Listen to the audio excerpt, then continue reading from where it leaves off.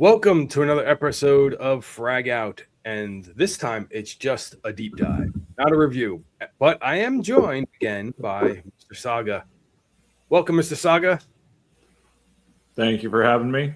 It's always a pleasure to get to sit down and dissect some of these things with you. Yeah, that's what I really love this kind of format of let's just talk about the fragrance, and we definitely tried something different in this particular week for this episode, where we just wore Limone on top of each one of our daily fragrances. So if you don't know, Limone is this. We can show them that. Here it is. Gusto Limone. It's Gusto Limone from Zaharoff, the newest Zaharoff release. Mm-hmm.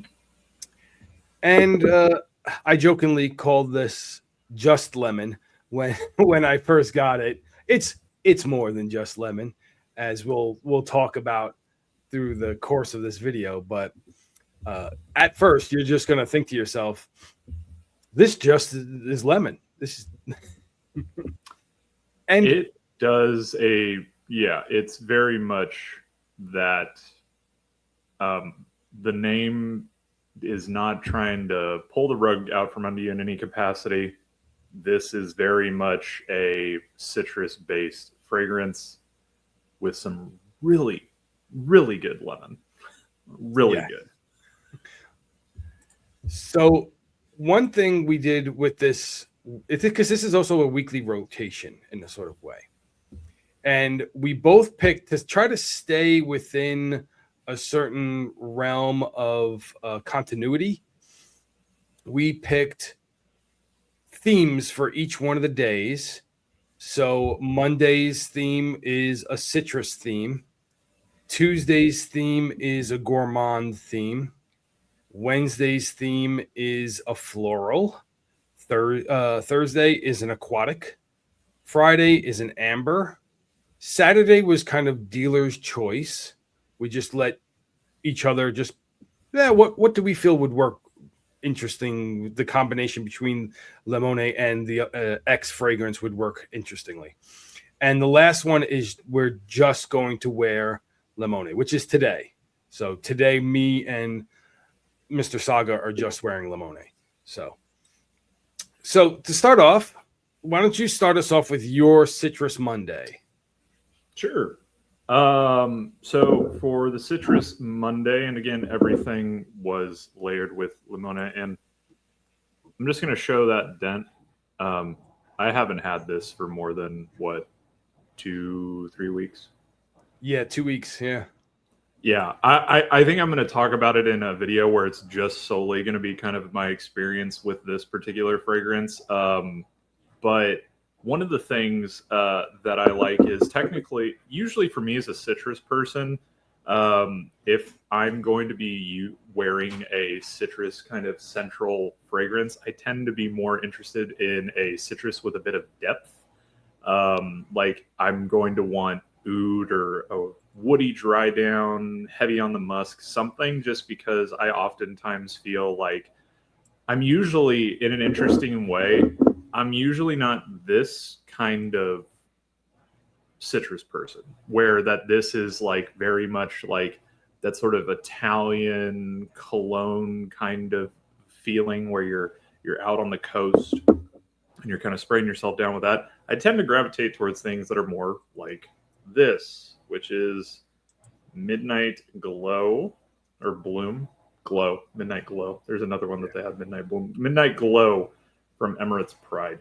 And this fragrance is a citrus with pretty hefty depth to it, in the form of, it's called Pride Wood, which I'm pretty sure is just a captive molecule that is a collection of probably some Akigala, sandalwood kind of stuff. I get a lot of those vibes. There's a pepperiness to this one as well.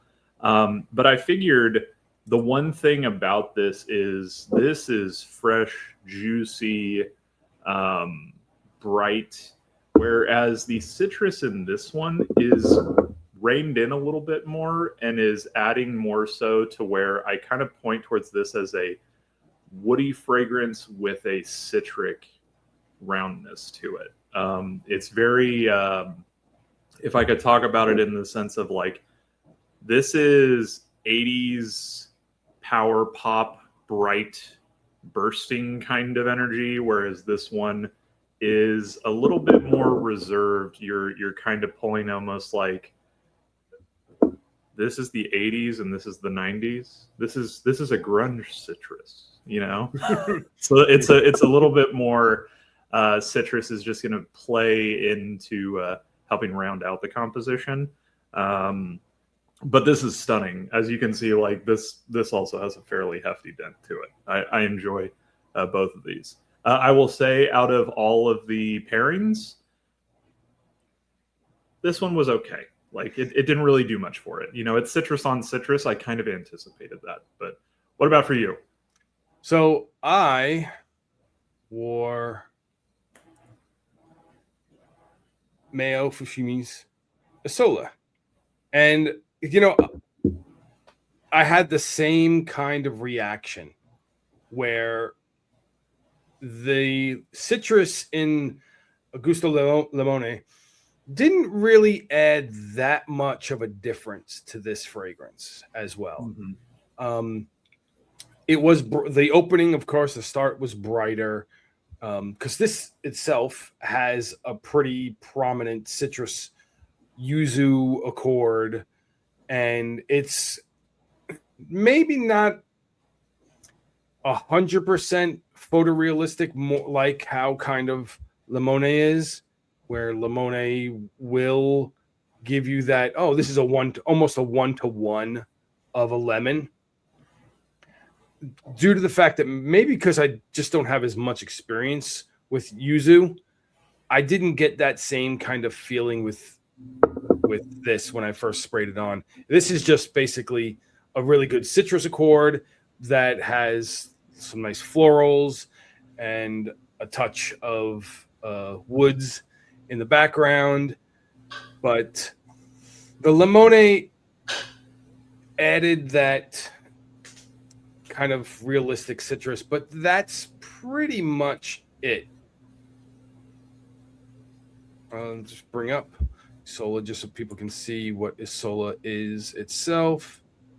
Here it is. And the composition of Limone kind of adds itself to that, right? Like it's distinctly, it's that citrus lemon nature to it throughout. And we've kind of talked about this, the life of the fragrance, where you're still going to get those sort of citric elements throughout the rest of the experience. Yeah. But it's definitely, that's like the main focal point is that citrus. You're not going to necessarily, like, it's not one of those things where I pick out like a distinct like white floral nature to it. It does get a bit sweeter in the mid when you start to actually have some more of those kind of different citruses intermingling. Mm-hmm. But something like the Fushimi composition, I'm assuming, is a little bit more nuanced and kind of evolves a bit throughout it. Just you can see kind of from the note breakdown there. Yeah, like you'll get more of this little bit of this T note and the kind of green of how Isola kind of dries into the mid. And you'll get the florals and stuff a little more. Mm-hmm. And the vetiver is the kind of woodiness that I was talking about. So that was our Monday. Mm-hmm. And going into Tuesday, like we said, gourmand was the theme. And my gourmand was, now, some people might not think this is a gourmand because it's not really labeled as a gourmand. But mm-hmm. to me, when you have this much vanilla, you're pretty much a gourmand in my book. Mm-hmm. So,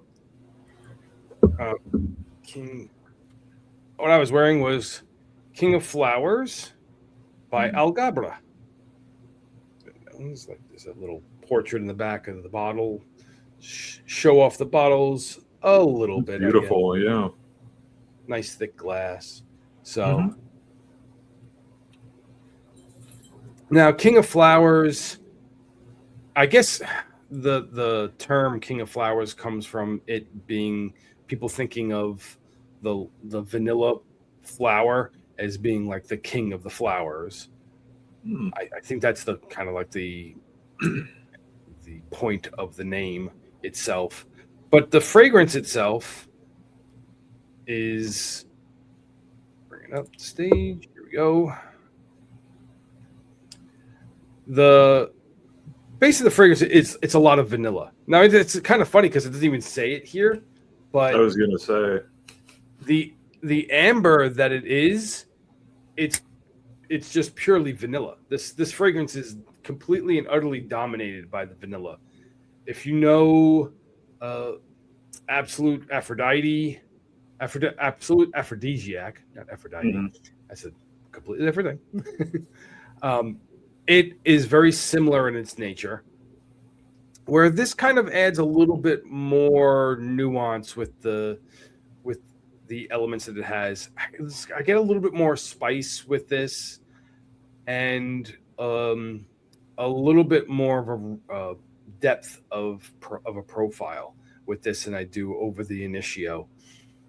But this combined with Limone was like a vanilla cake, pretty much. So this added, so the bergamot and the grapefruit that they post here as being notes, it's not really that noticeable on King of Flowers. It's more of just a brightening note to Sure. brighten the composition.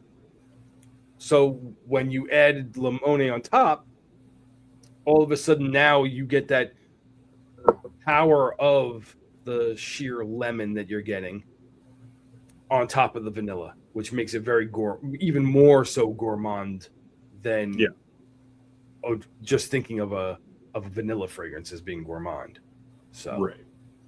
Did it turn it into, because I noticed you said lemon cake, did it turn it into like a lemon cake as opposed, or is it still pretty vanilla centric? Because I kind of had a similar experience with my choice. So it was still vanilla centric, right? Mm-hmm. Because after Limone kind of starts to dry down and you lose the power of the lemon accord, Mm-hmm.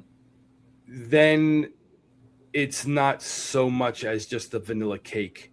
Well, again, you don't get like a cake accord too. You just think of it's vanilla and lemon, which your mind puts two to two together and thinks to yourself, what's the closest thing I've ever had to this two combinations? And it comes out to being like a vanilla cake or something like that. So yeah, I was under the impression where I was like, oh, I'm gonna mix these two together and I'm gonna get, Acro's Bake or like Devotion or Unknown Pleasures, and that didn't happen, which I was kind of glad, because it's like that idea. I wasn't necessarily going for lemon cake, but I had a very similar kind of experience to you, where like if you're overdosing vanilla in a fragrance, it's a gourmand. End of question. No question really, just because like that's the funny thing, is because people will debate me that this fragrance, Invictus Victory Elixir original bottle, before it got Ozempic, the skinny epidemic is upon us. that's right. But this one is a beautiful, and it, for me, what I've always felt about this fragrance, and there's nothing that kind of lists it in the opening, but I get like this sparkly, like tropical aspect to it. I'm assuming it's the lavender, like this kind of sweet lavender sort of thing that they're doing, that really makes it that way. And then, people always talk about like, oh yeah, like, and there's like a lot of incense and patchouli. There is not a lot of incense and or patchouli. This is a vanilla fragrance that is sparkly in the opening and then has a bit of depth and roundness to it, I guess you could say. but it's definitely, to me, this is a gourmand take. And I think that idea of like gourmand, because we've talked about this as well, where you've brought up the point where you're like, anything that's edible is gourmand.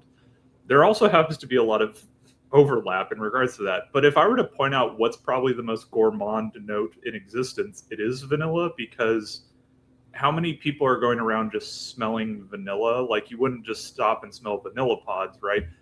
Predominantly vanilla is used in cooking. Yeah. And vanilla as a scent, when you're talking about it, it's the one that we associate the most, where we're like, oh, this is sweet smelling. It's like, well, sweet is technically that's a taste thing. That's not necessarily olfactive. So it makes sense. We're just having to explain why people are like, why didn't you use something that has a food note? That's why. Yeah. What did this do?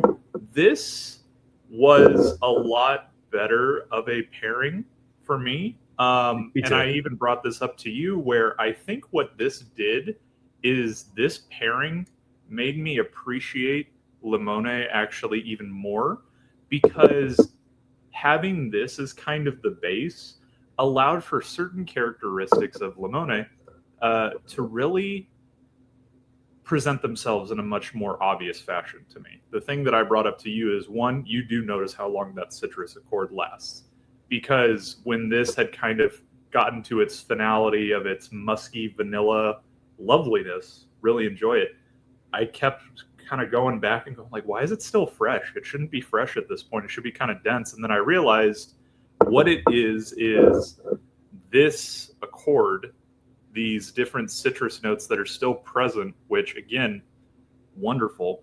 I think too that there is, and I've brought it up to you, where I believe that there is like a lily of the valley molecule that Claude has used a few times in, I think it's in the Oracle as well, where it's like there's a freshness aspect to it without a very obvious like thing to tie that freshness to. Where a lot of the time when you kind of like say like, oh, this smells fresh, you can say, oh, it smells fresh from the citrus. It smells fresh from the marine accord that it's using. It smells fresh from this, and this. This just has that kind of freshness. It's not aldehydic. It's not clean linens. It's just this really lovely freshness that permeates throughout the life of the fragrance, which again, like, I think that that's where this is going to shine the most, is for folks that are looking for something in that sort of traditional kind of Italian cologne that goes a bit more, keeps going. Yeah, for sure. I felt the exact same way, that day two worked better than day one by a lot. Yes. And we're getting now to day three. And for me, I think day three was the highlight of the week. I don't know if it was the highlight for you, but my day four came close too. No, my day five. Mm-hmm. We already immediately talked about what kind of fragrances seem to blend the best with this, and wouldn't you know it, the ones that I kept going for had a similar profile. But go ahead. Yeah, it might be. It's tough. One of these got really insanely good. I'll actually let you talk about your day threes pick. For floral category. Yes. So it should be no secret. It's my favorite rose fragrance. It's my favorite floral fragrance by that estimation as well. Then this is so good. This is so good with Limone. Again, like, it's one of those things where what you're getting with these two kind of together, and there's something that's very one of the things is there's an incense accord listed in this one. I don't get any incense from this one solo, like when I'm smelling it. This incense, much more something that you're going to actually get, because it's much more prominent in the composition. It's designed that way. These two together, basically, this does a fantastic job in elevating the opening for this fragrance. It's incredible. It smells so good to get that. Like there's nothing more than I can really kind of explain what that is, because if you have ever tried rosé and you're like, I really enjoy this, it would be interesting to see what would happen with kind of like a fresher aspect to it. Mm-hmm. Like I mean, George isn't one to release like flankers, but like you don't need to release a rosé flanker that's like trying to get fresher. Just buy a bottle of this and spray it on, and you're good. Like, because that's the thing is people always go like, oh, rosé, you can wear it in the summer, and I have. This with it when I'm in 100-degree weather makes it a summer wear 100%. Yeah, so there's no argument as to, oh well, it could be a little too much, but no, not with Limone on top. So it's this one. If I were to point like which one out of all of them that would have been a consideration of like layering, this was the immediate one where I was like, oh yeah, that makes sense. Yeah, and the thing about it is that there's George Zaharoff himself said that that Limone's base is kind of rosés. So the pairing of the two, it just seems to fit so perfectly together.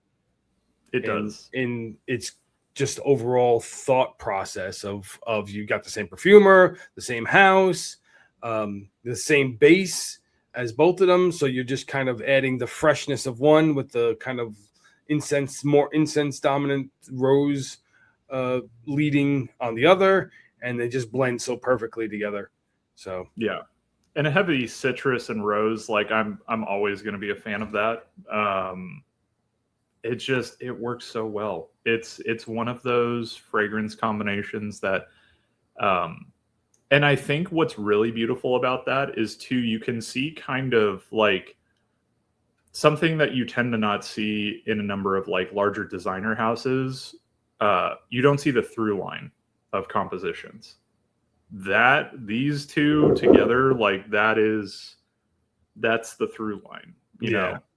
And that's always been a distinct thing that George has brought up about with everything in the Signature series. This technically isn't like Signature Gusto Limone, but that idea of keeping that consistency via the perfumer and also the house like ethos and ideas, it's wonderfully done. My fragrance of the day for Wednesday, the category of floral, was the newest from Argos, which is Argos Odyssey, The Legend Returns. That's the full name of it. So this is very much a floral dominant fragrance in that it starts off being really about the orange the tuberose, and then in the mid gets taken over by the orange blossom. And this just like in for your case for rosé, when I put Limone on top, it really just elevated this so much more, because like you pointed out with the Lily of the Valleys, that they're probably inside this. And Argos, because this is, for me, this is probably the best floral forward Argos fragrance you can buy. And now some people say, well, what about Birth of Venus, or what about even like Danae, having they all have their florals. Each one of Argos's has florals in it, but this one is so floral dominant that the other elements are just kind of the curtain drapings on the window that is this. And the lemon in this, because there's a bunch of citrus in this, but it just makes this bright. The lemon in this makes this stand out even more as being fresher, lighter, more nuanced with the addition of the lemon, and then just the beautiful, lovely floral aspect of this fragrance, just wrapping it up all into like a nice, neat package. So, Yeah, that's interesting. Now I need to smell that one if you're saying that that's like the most floral dominant one, because we've always talked about the idea that Christian really has the ability to utilize florals as a oftentimes as a supporting kind of aspect to all the fragrances in the house. Like you would never spray anything on from that house, I don't think, and go, I just can't really detect the floral parts of the composition. Maybe like Brevita del Lacaccia or something like that, where that's very green, earthy. yeah. But even green, then, yeah. there's some aspects to that. So it's interesting to hear It's one the that's violet in that for sure. Yeah. right. Yeah, more of that floral actually kind of taking the lead Yeah. as opposed to being the sort of bedrock and base. Yeah. So that's intriguing. Yep. So then we moved on to Thursday, and Thursday was aquatic. We both had a thought in our heads, thinking, because this is House of Zaharoff, and we have a propensity to reach for a certain fragrance that's kind of you can see it a little bit in the back here. Now that I'm done wearing Limone for an entire week, I'm gonna revisit that one tomorrow. But I'm probably going to set it into rotation for next week too, for myself too. We thought about wearing Seraphim Blue, and I decided to, instead of going with Seraphim Blue, go with something else that would maybe benefit more from what Limone could give, and that was Seraphim Red. So Seraphim Red doesn't have that kind of as bright citrusy opening, or like a really punchy opening that Seraphim Blue does have. Seraphim Red is a much more aquatic ambery fragrance that is it's nice and clean for sure, but when you combined what like this gives with this, it was like freshness to the max. And I got quite a few compliments from the pairing, saying you smell so fresh and so great. Like, I need to know, what is it? And I kind of just told them it was this. So I was like, oh, I'll get you a little sample of it. I'll make a little decant of it so you can try it and you can have some. But I didn't even tell them at all that I was layering it with this. So they may. I think it's easier to sell them on the single one before you're like, well, I'm wearing these two. It's exactly. Like, why are you wearing two? Yeah. Beginners, when you talk to some people, for sure, they'll be, why wear two? I don't get it. It doesn't. But hey. And what was your aquatic? So I kind of had a similar thing where I took it a step further and I actually sprayed the two together, Seraphim Blue and Limone. And I believe that you are correct that this offering that sort of freshness, it kind of killed the opening of Blue a little bit. For me, it intermingled a bit too much, and then it kind of dominated the like eucalyptus, the apple kind of sweetness that you get in that opening of Blue, the blue part of Seraphim Blue. It's very blue. Like, if you had to describe that opening, it's blue. The bottle color is perfect. The juice color is perfect. That's what it smells like. Limone kind of killed it. I think that it was kind of this overdose of a citrus, just sort of intermingled in not the greatest way. So I sat there and I said, well, what, very similar to what you said, where yours is like an ambery sort of less bright. I was like, I wonder if I can pick something maybe that's like a very sweet aquatic that I can offset some of the sweetness. So I went with Lorenzo Pizzaglia's Sexy. And this is a bottle that Austin didn't want, so I got a good deal from Austin on it because I like these. I like the smell of this. Yeah, this is a insanely kind of sweet, salty, sea breezy with a gangbuster of different kind of like sweet fruitiness. The idea that that sweet accord is down there at the bottom in voting is insane to me. It's not like an Invictus, or anything like that, where it's very cologne and like hyper sweet kind of thing going on. But this one worked really well. It worked well. It brightens it up further. I will say that I definitely think that specifically with Pizzalia fragrances, I've had to kind of train my nose a little bit because there's a lot of aroma molecules in here that are being used that definitely make me I'll lose the scent kind of early. But it was much better performance-wise, and I don't know if I'm going to attest that to Limone. But there is this interesting, this doesn't smell natural at all.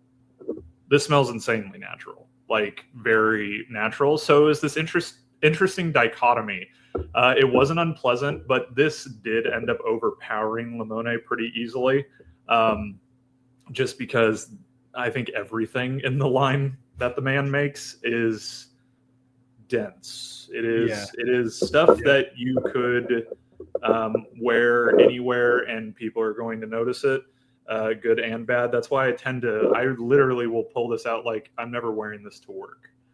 This is a summer fragrance. This smells like summer to me, This is going to go back in the rotation. I was happy to pull this out and use this. I'm going to wear it again next week just because it'll be by itself most likely, but it beautiful. Really enjoyed this one. So I thought about wearing the other one from Pizzalia, which was Austin's not so favorite one. Oh yes. Is yours? It's Black Sea or no? It is. Well, yeah, Black Sea. Black Sea, yeah. Because there's Black Sea, Arctic Sea, Van Sea. Yeah, he has a few. And I did do a test spray because I wanted to see how this was gonna. And yeah, I noticed how one spray of this with two sprays of Limone, just this completely dominated it. It's so to the point that I was like, I don't think this is gonna work because it's too powerful for this combination. I'll just instantly lose Limone and it won't actually provide much of anything to what I'm trying to do here. And that kind of happened with this one. I had contemplated going I have Ocean Noir from Michael Malone, which is another sweet kind of aquatic. Could have gone with that. That one actually probably would have been the better one to see more of Limone adding to character, just because all I could think of was this and Hawass Ice. I don't have a lot of aquatics, is really what I'm noticing. Or Wave Child. I did say Wave Child smelled actually really good because, you add lemon to watermelon. Yeah. It'd be good. So yeah, I definitely can see that combo being a good combo. Yeah. So then we moved into Friday, which was Amber. And what was your Amber? Well, it's a little known fragrance amongst our friends and myself, and but I just wanted to give some shine to it. It's a smaller brand. Real small. So this is Mugler's Alien, which is my wife's favorite fragrance, and I really enjoy wearing it as well. The idea initially initially I was looking at, okay, let's just go for it. We're doing Amber. I'm I'm going to do Gusto Limone, and I'm going to toss it over the top of the Interlude Man and see what happens. And then I realized I had to leave the house at certain points during the day. And like I said before, it's 100 degrees where I live. And I feel like I could get charged with a crime for wearing Interlude in 100+ degree weather in Western culture. That's the thing. I firmly understand. wearing oud in the Middle East and other regions during the summer, totally fine, you know.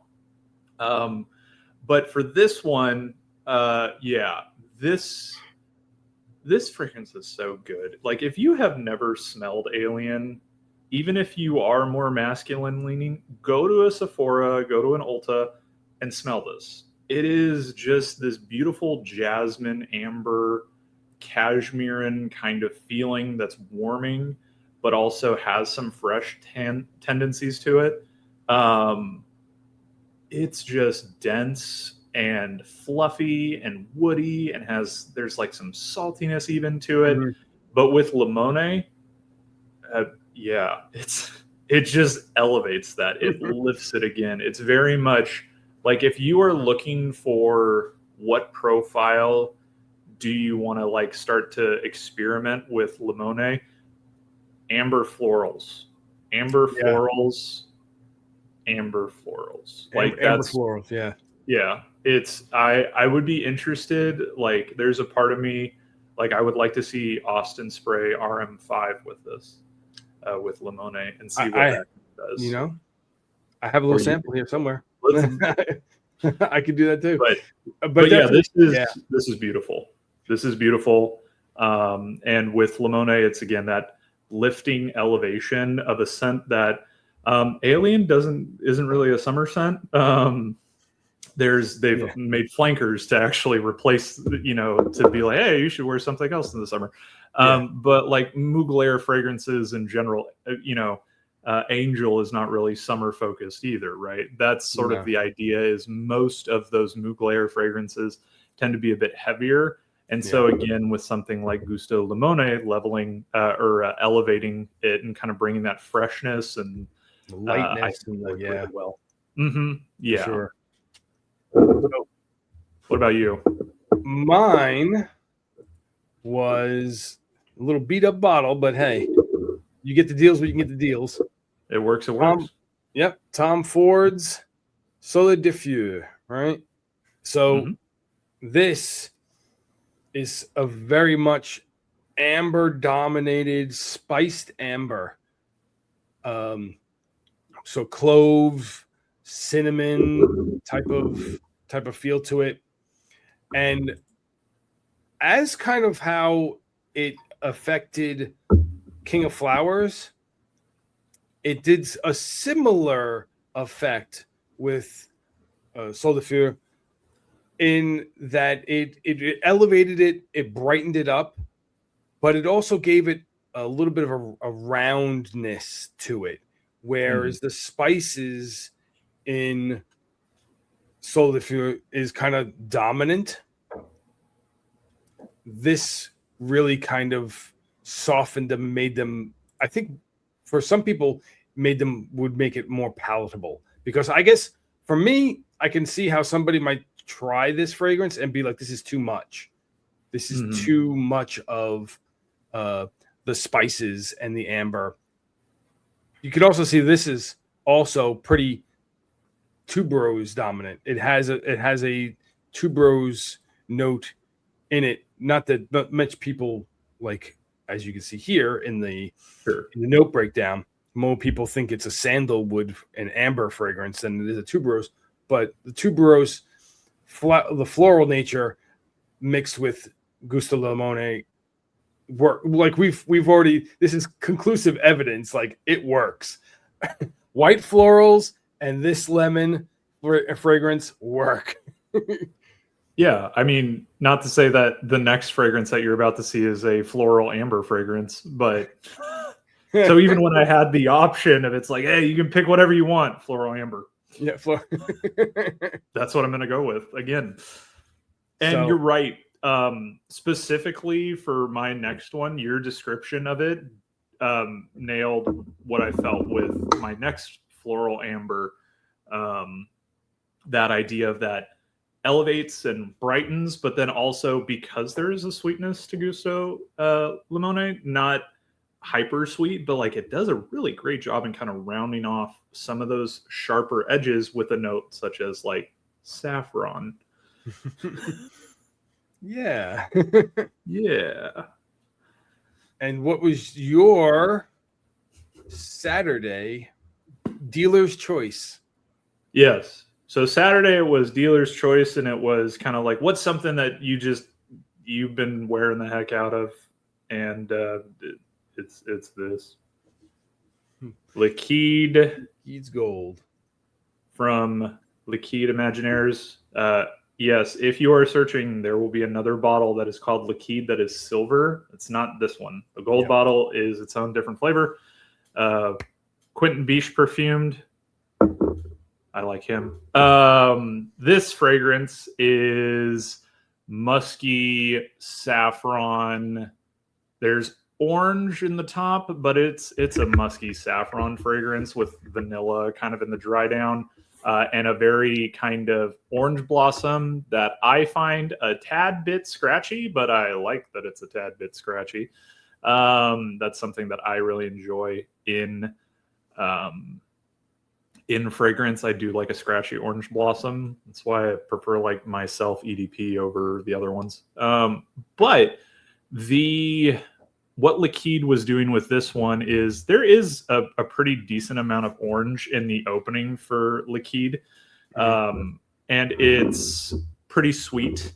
Like I tell people, this is a fragrance that if you like Biche's Gucci work, the elixir, that this is something you should try. I think I've sold a couple of people on this fragrance because of that comparison.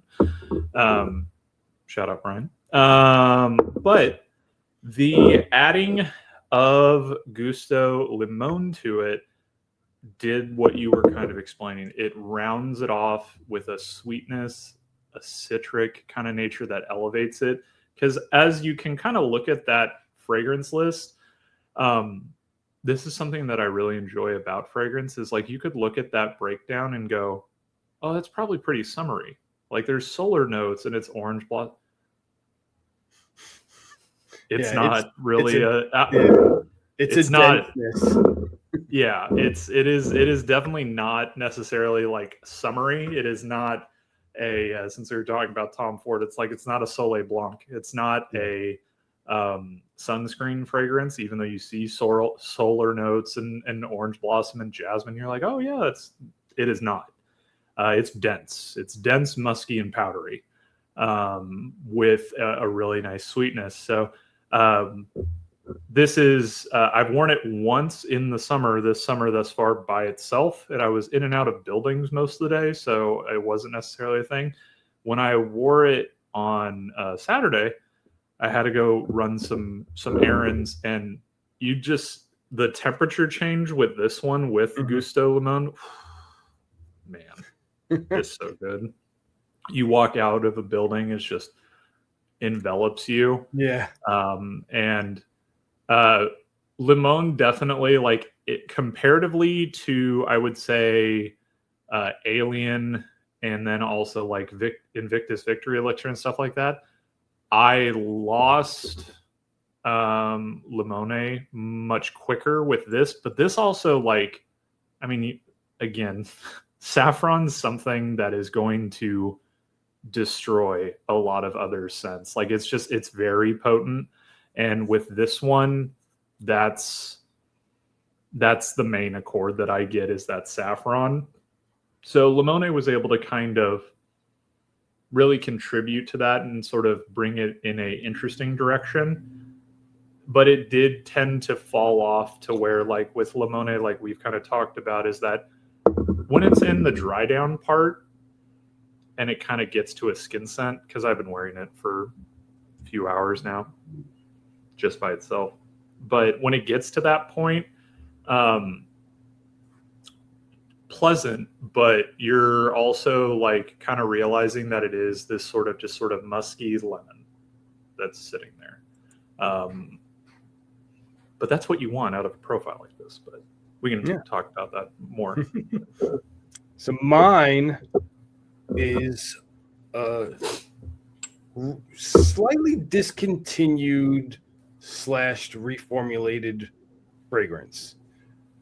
I chose to wear Wonderlust by Oman Luxury, the original formulation of Wonderlust, which is to me a black currant bomb. Like that is for me, it's the tartness of the black currant that really sets this separate from other kind of fragrances. And as it dries down, it gets woodier. When I bring it up here, I'll show you. But that first opening, and for the first couple of maybe like an hour and a half to 2 hours, it is very much black currant tart. Like this note, as you can see here, like people say, yeah, this note leads the pack. It dominates the whole profile for the first 2 hours.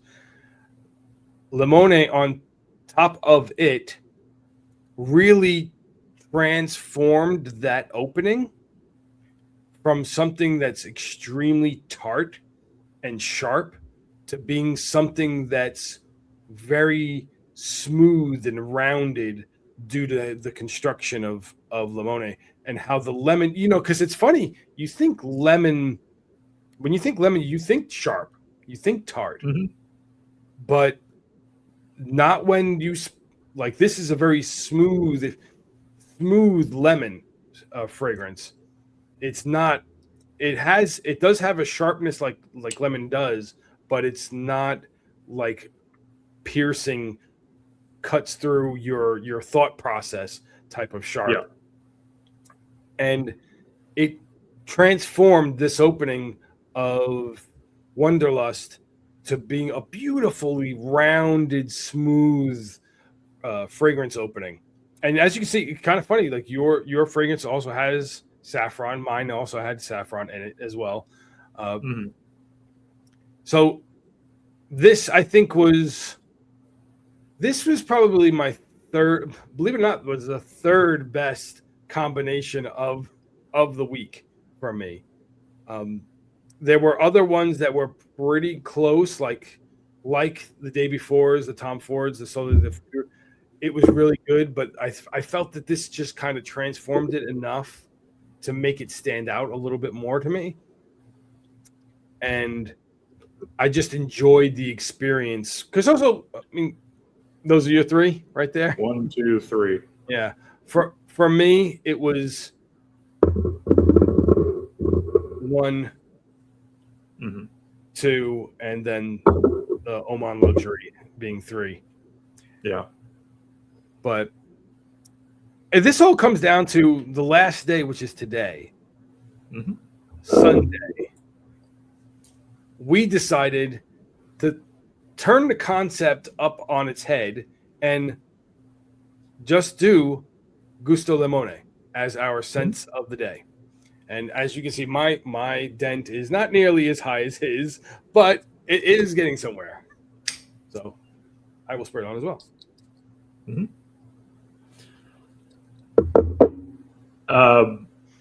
I didn't even realize, because I haven't looked at the notes like since I got it. There's mint in the opening, isn't there?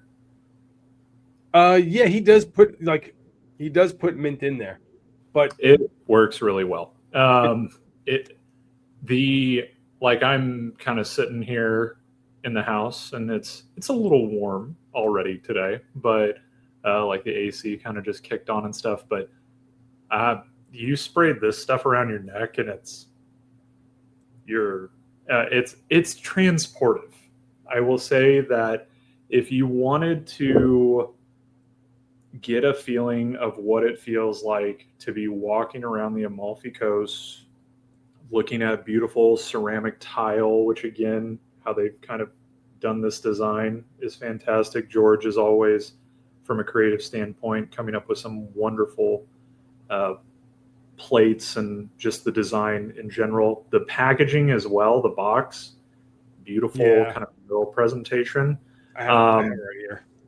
Yeah. It is without a doubt a wonderful kind of summer Zaharoff release. Like I tend to, at the end of the school year, because I teach, I I have last year, it was Seraphine Blue that I picked up for the end of the summer. And then this year, initially, it was going to be, I'm going to grab Coco Loco because that'll be my summer Zaharoff fragrance. And then this got announced, and I went, oh, okay. Never mind. I have a different one to pick up then. And I think it does a fantastic job standalone. Like we were talking about this as a layering piece.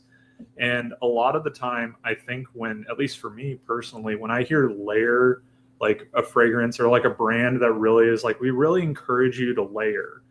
It's like, okay, so you made something that wasn't really designed to stand on its own, if that's what you're advocating for. So it's either extremely linear or it's either extremely like weak, and you're like, oh, you just layer it with this one so that the brunt of the fragrance is being carried by the more potent one. With this one, this became an idea of, I think both of us were just so shocked at how great the citrus was in this fragrance. Like taken aback, because oftentimes when you smell citrus, we do get that when you were talking about how it's sharp in the United States and in many Western countries, citrus signifies clean, but as in like cleaner, that's kind of the thing. Now, granted, like this is a Fabuloso house, and I'm pretty sure that that's lavender mainly for us. But a lot of the other sort of like Lemon Pledge and stuff like that, these sort of cleaners, this is not, you're not going to get an association with cleaning products, in my opinion, unless you have a very like base level, unnuanced way of smelling things where like you smell lemon and you immediately go, oh, it's Pledge. And it's like, okay. No, this is that photorealistic, everything that the brand's evoking in regards to by the coast.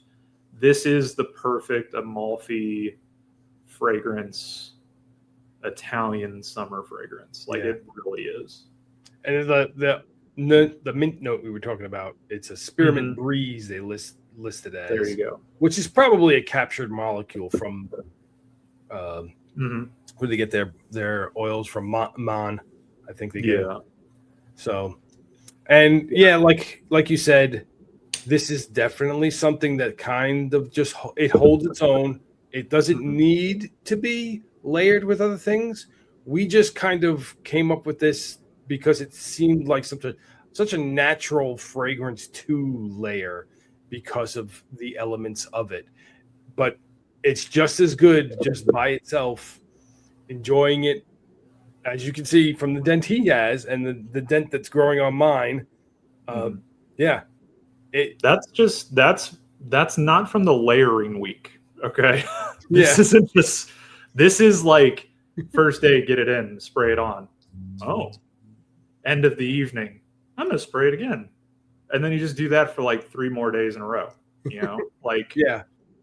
And it wasn't something that, it was almost subconscious in the way that it operates. Like this is this like the most, fascinating, thought-provoking fragrance that I've had? No, it's not even that from the brand. Like the brand has way more interesting things that they have done, both in presentation and in composition, like stuff that I love. This is not more interesting than this, but this now has a bigger dent. Why? Because at a certain aspect, when it's 100 degrees outside, this is what it is. And that dent would be bigger. This dent would be smaller. Well, no, the Seraphine Blue dent that I have would be bigger if I hadn't gotten this in.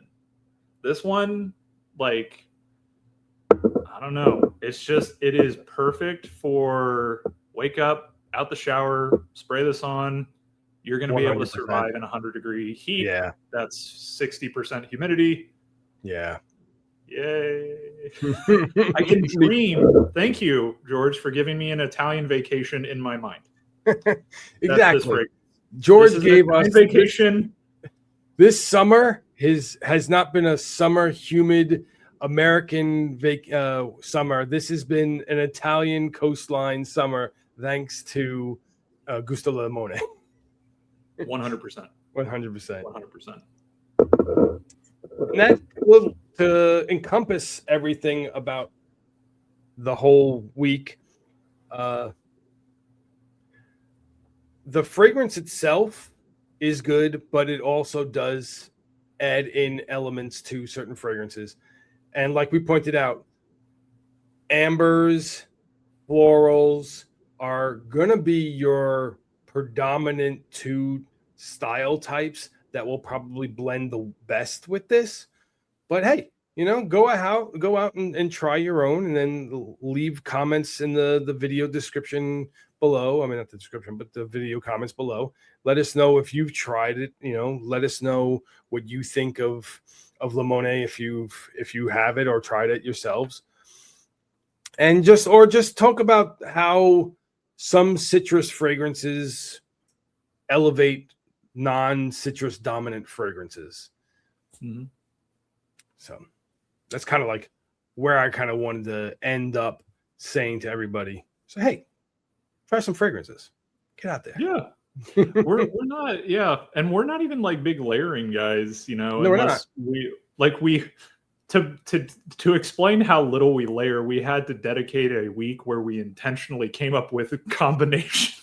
Yes. That's usually how much we layer is. Yeah. I'm going to do this week is going to just do layering. I'm just going to do layering. Because we tend to appreciate just the compositions of each one of the fragrances that we have by themselves. Yes. But there are times when layering can change the dynamic of a fragrance that you're very used to in a way that makes that fragrance new to you in a sort of way, which can be exciting and definitely so. 100%. Like, yeah, I'm always going to bow to what Claude Deer decided to do with a fragrance, as opposed to me going like, Claude, did you ever think about adding vanilla to this? Really makes it so incredible. Well, no, you'll have some people in the community that will legitimately say, well, if it doesn't also do this, it does that merely mean it's a masterpiece, or doesn't that mean it's a flawed fragrance? It's not a complete fragrance if it doesn't do everything. It's like, no, a fragrance doesn't have to do everything. Because again, this is art. Does art need to be everything? No. And it would be the same thing. Like, yeah, this one pretty much, other than this is the first time I layered it, actually was using Limone. But like, there's also a part of me that goes like, what would be nice would be just like a tinge more vanilla, right, in the base, and something like that. That is something as simple as like a general feeling or vibe. Like, it's what makes fragrance special. Like, you as the person that are experiencing the art form have the ability, and you're a requirement. You are necessary for the creation to be fully formed because it's on your skin, and that chemistry matters. So again, always having this tension that we discuss frequently, and I discuss in my videos as well, is that from an art perspective, fragrance can't just be utility. If you're just using it because you're like, oh, it smells good, and the opposite sex or the same sex or whoever is going to like me more if I smell nice, etc. If that's where you're at on your journey and you're into this stuff, like try more things, experience more, like get in there and understand that it isn't just utility. It is not just a product. It's more than that. It's a story. It's transportive.